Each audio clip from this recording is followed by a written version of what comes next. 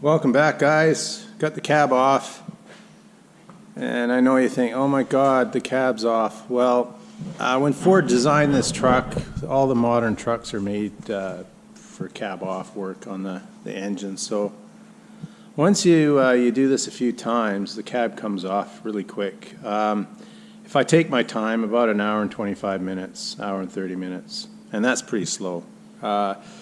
Good shop can pull a cab in about 30 minutes with two guys working on it. So anyway, so pulled that just so I can work on the governor. A lot easier than trying to stick my hands in the back there and drop bolts inside and things like that, you know. So yeah, happy with it. Very dry. There's no oil anywhere. I've got maybe 100 miles on it. Not a lot, but I just don't want to drive it the way it was. Yeah, you can see in that previous video of driving, it's just always shifting. And the only way I can compensate for that is to pull the cable tighter on here to get rid of this slack. This is all the slack I'm getting on the idle governor here. So I'm going to tighten that up. I'll show you guys later what I'm talking about. So the throttle, see, it only goes to that's full throttle. And then there's the slack. So I'm only getting that much travel, and it's just not enough. So what happens here is nothing's really happening here. This is all the idle side. And then you're getting full throttle there. So you're getting about 40, I think I worked it out, 40% throttle travel before really anything happens. So the transmission, it can't figure it out. It thinks I'm towing a huge load, so it's always shifting down. To compensate that, I have to pull on the cable. I've got adjustable cables or adjustable foot pedals, so when I adjust them, it pulls on that cable. It gets rid of the... Anyway, it'll make more sense, I hope, when I pull the cover off here, and you guys can have the lid off the governor. And this is what they call a double weight limited speed governor. So it limits the RPM of the engine to a set predetermined amount. By using a high-speed spring here, you can set the RPM from factory. They're usually 2,500 for the turbo and 2,800 for the naturally aspirated one. So this engine's set up to 2,800 right now.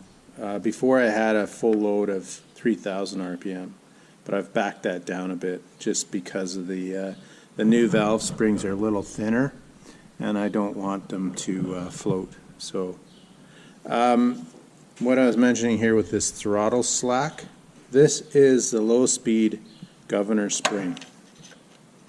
So this controls, being a double weight, there's two sets of weights, one for the idle and one set for the high speed. So when the engine idles at 500 RPM, there's that spring inside here, and it works with the governor weights. They're just flywheel weights that as the engine RPM increases, it turns a fulcrum here and rotates this. So this is a low speed, and as the engine speeds up, the weights slowly pull this up. But I don't need this low speed governor at all because I'm using an automatic transmission. So all that free play is just not needed. So what I'm going to do is put a collar in here to eliminate. I'm just going to give it a tiny little bit, like just a little hair, compressor and things like that. So when the compressor comes on, the engine doesn't stall and things like that. So, and then the high speed, as the engine increases in RPM, it closes the gap on this low speed spring, and then it pushes on this spring here, and this spring compensates for the counterweights on the governor. So they work in equilibrium, and that's to stop the engine from overspeeding. So right now there's no linkage hooked up here, so you could just go like that and then the engine would run away. But when it's all set up, these springs work together with the weights and keep everything in equilibrium. There's a single weight as well, and it just doesn't have this idle spring here. So I'm better off with a single weight if I could get one. But anyway, I hope that explains. I think Chris was asking about how this works. So, and then I'll put a link below that it's an old GM video that has a really good explanation, far better than I've just explained. But so here's the governor spring setup. So I'm just getting rid of about half the low speed travel here, and inside here it's a very simple system.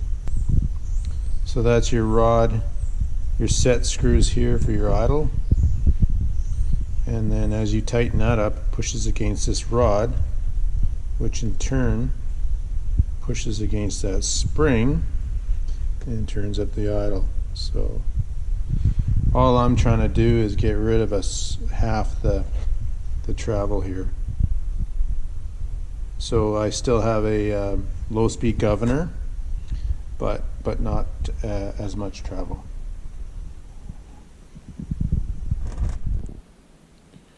Hey guys, got everything set up now for cab to go back down. I did a lot of work on the governor. I had made a lot of changes to it after the engine rebuild, so I went in and tweaked a few things. I changed some of the sensors around so the fan hopefully will work now. This is a computerized or computer controlled fan off the power control module, the Ford PCM.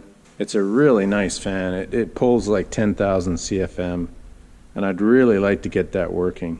So the one sensor here is the temp sensor, which is operational, and I'll flash the computer when I get home, and hopefully the fan will start operating. I moved the fuel sensor. It wasn't doing anything, so I put that on the back for the engine coolant temperature. And then I moved the oil temp down to the oil pan, so I actually see what my oil temperature is. And that's about it. I mean, it doesn't sound like much, but yeah, it's a lot of screwing around. And I fixed one of my tensioner pulleys for the AC unit. That was making a noise, so I fixed that. Governor, I did a lot of work on that, as mentioned. I still have this little slack here, but once the engine starts up, the low-speed governor comes up and it basically takes out that slack. I worked on this a lot because every time I made an adjustment, something else would change, and it was just like trying to herd cats. It was crazy. So I think I have a happy medium with it now, far better than it was. So the transmission should shift really nice now. That's it. Like I said, it doesn't sound like much, but I spent a lot of hours. But as I mentioned earlier, engine's running really good.